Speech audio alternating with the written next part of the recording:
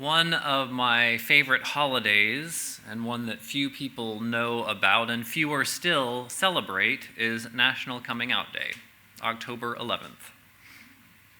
National Coming Out Day marks the anniversary of the 1987 March on Washington for lesbian and gay rights. That day, 31 years ago, 500,000 people gathered in Washington, D.C. to reject discrimination and to fight for equal rights. I appreciate this holiday for a few different reasons. One is that it reminds me of college, which was a whole lot of fun. I'll never forget the LGBT student organization held a picnic to celebrate National Coming Out Day. It was a beautiful fall day in Oklahoma. We even had this great big rainbow-colored kite that we flew. And we invited the school paper. They showed up and asked a few questions. No one thought much about it until Monday morning rolled around. And there I saw my classmates holding copies of the student paper with me and our great big rainbow-colored kite on the front page. I was OUT in capital letters out. The other reason that I like National Coming Out Day is that it's an opportunity to talk about one of the more complicated pieces of being LGBT, and something that we can all relate to in this room. It's not the piece about who you love or who you have sex with. It's the piece about having to make the choice over and over and over again in our lives to share our true selves in an uncertain or even hostile environment. Coming out isn't something that happens just once. It happens over and over again when we refuse to be forgotten or ignored or erased. And coming out isn't just something that LGBT people face. In different ways, each of us has to choose when and how to share our full self. I scheduled this sermon a couple of months ago. I had no idea what would be going on in the Supreme Court this week. For anyone who doesn't know, this week the Supreme Court heard arguments about whether or not laws that prohibit workplace discrimination based on sex also protect people who are gay, lesbian, bisexual, transgender from being fired. Some states have laws that protect people from that type of discrimination, but only about half of Americans live in those states. Half of all Americans can easily and very legally be fired if they come out. If sexual orientation or gender identity were an arbitrary piece of identity, this wouldn't be such a big deal. If it were about firing people who liked the color orange, or firing people who wore Nikes instead of Adidas, or firing people who put the toilet paper roll going over the top instead of coming under the bottom, that would be different. That would be poor management choice, but it wouldn't be perpetuating hatred and violence. Context is everything. Context tells us that homophobia and transphobia are not new, they're not rare, and they're not innocent. When you say discrimination is okay, there's much more than employment on the line. We sometimes forget, and some of us may not know, that gay and lesbian people were part of the Holocaust. Nazis rounded up, imprisoned, and performed torturous medical experiments on gay and lesbian people along with Jews.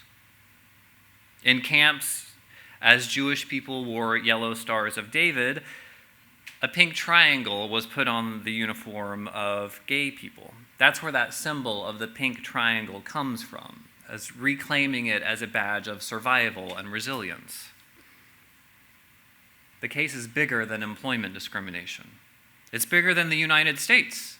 Through our work with Friends of Orange County Detainees, several of us have come to know and care for lesbian, gay, and transgender people from all over the world who have come here because their life was in danger, and not theoretical danger. I mean, people actually tried to kill them. They escaped to come here to be safe. This isn't just about jobs. It's about the U.S. government saying it is or is not okay to participate in homophobia.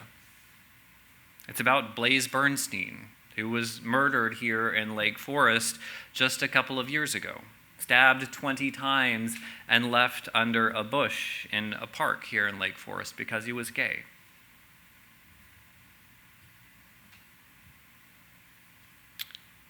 The argument before the Supreme Court is in part about jobs. It's about families having stability and job security and health insurance.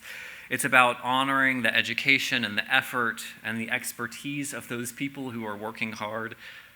But it's also about LGBT people surviving in the face of discrimination and violence. Now, I have felt very strange this past week as the Supreme Court heard arguments on this case. It's been strange because it's a little bit of a wake-up call for me in my liberal bubble.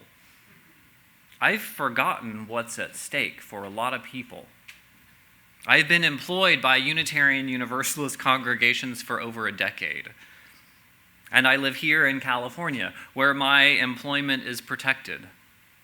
It's easy for me to forget that half of all Americans live in states where their jobs could end if they came out. And most people work in places that aren't quite as affirming of LGBT equality. It's easy to forget the personal stories and the struggle for justice, the struggle to survive, that are still present in the world. That's a big part of why National Coming Out Day matters. In the midst of all the progress, we still have a long way to go on this road toward justice. Telling our stories, sharing our real selves, and speaking up for our commitments is still really, really important. This isn't just about LGBT issues, though. This is about all kinds of stuff that we forget. Or maybe issues that we force out of our own consciousness because the reality is either too painful or maybe we're comfortable with the way that things have turned out. For whatever reason, we seem to ignore some pretty disturbing stuff. One that still baffles me is the gender pay gap. Women still make 80 cents on the dollar. Women make 80% of their male colleagues for no reason at all. It's wild that we just go about our business as if this is a totally reasonable state of affairs. I think if I were a woman, I would be really, really angry a lot of the time.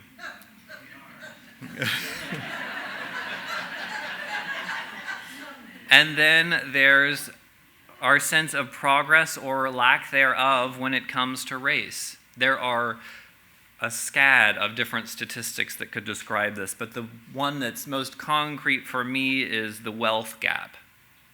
For every $100 of wealth in white families, black families hold $5. For every $100 of wealth in white families, black families hold $5. That's not about fine food or fancy clothes. That's about living in a safe housing or access to education and healthcare. It's about being born with a basic foundation to thrive or being born into uncertainty. We've come a long way toward justice and equity, but man, we still have a long road ahead of us. It's difficult to tell what exactly the best strategies are for racial equality or gender equality or access for people with disabilities or a whole range of issues. We don't always know the best policy that will move us forward, but we do know That without people reminding us of these issues and calling us to keep moving down the road, without people coming out with their stories, nothing changes. Probably the biggest misconception about coming out, and the thing that I want us to all understand today, is that it doesn't happen just once. In the LGBT world, people come out in different times to different parts of their lives. There's coming out to family and coming out to classmates and coming out at work and to your faith community. Depending on who you are and how you anticipate those reactions, you pick a strategy. But it doesn't end there. After all that hand-wringing and wondering how to tell whom, after you think, okay, I'm out, that's when you notice all kinds of people making assumptions about you. The dentist asks about your wife and if you have kids. A distant relative or parent's friends ask if you have a girlfriend. Over and over again, it seems as if you don't wrap yourself in a rainbow flag and play Diana Ross's I'm Coming Out 24 hours a day, people will assume you are straight. That's one of the strange things about coming out. You're never really done with it.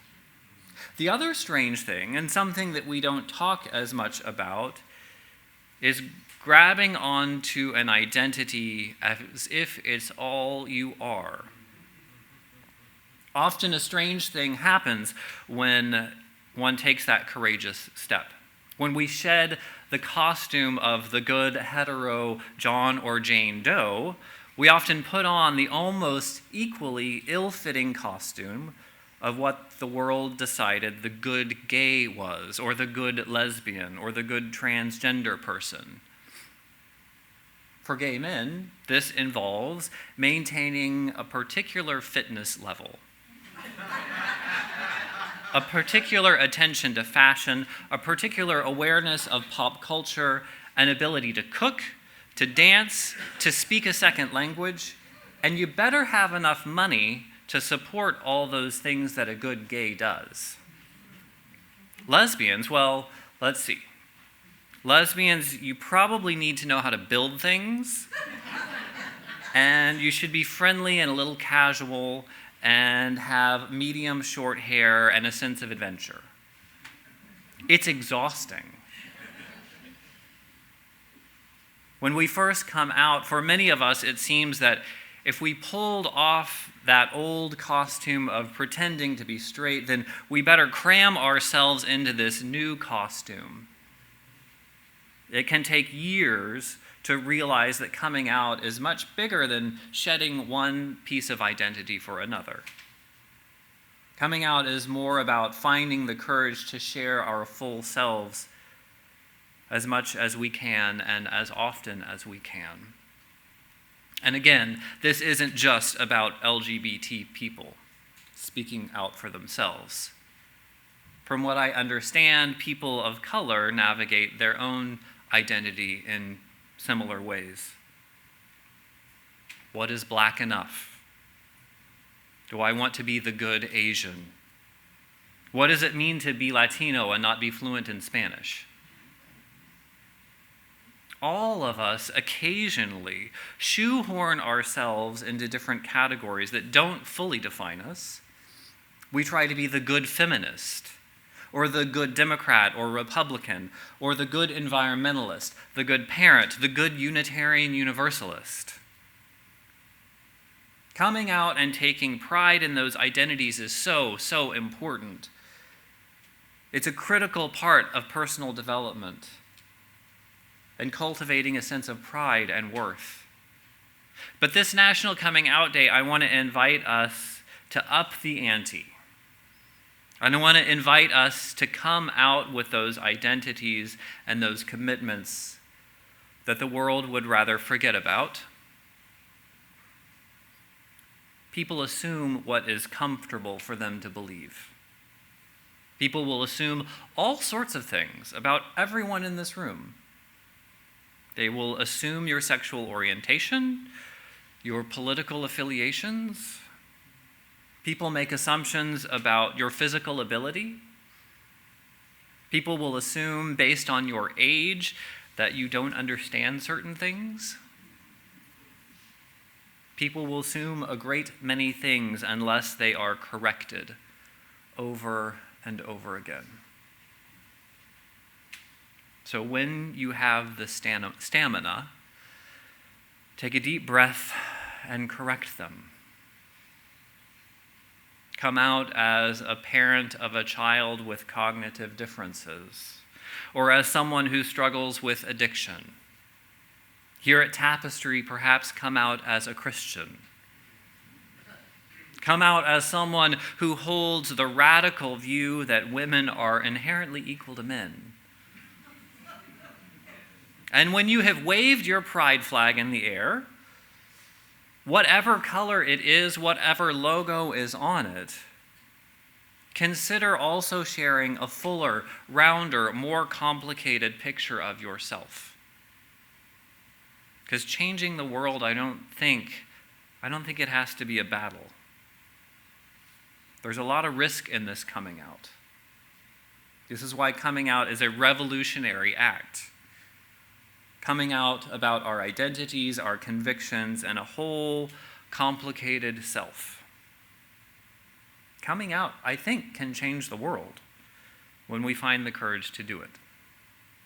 Amen.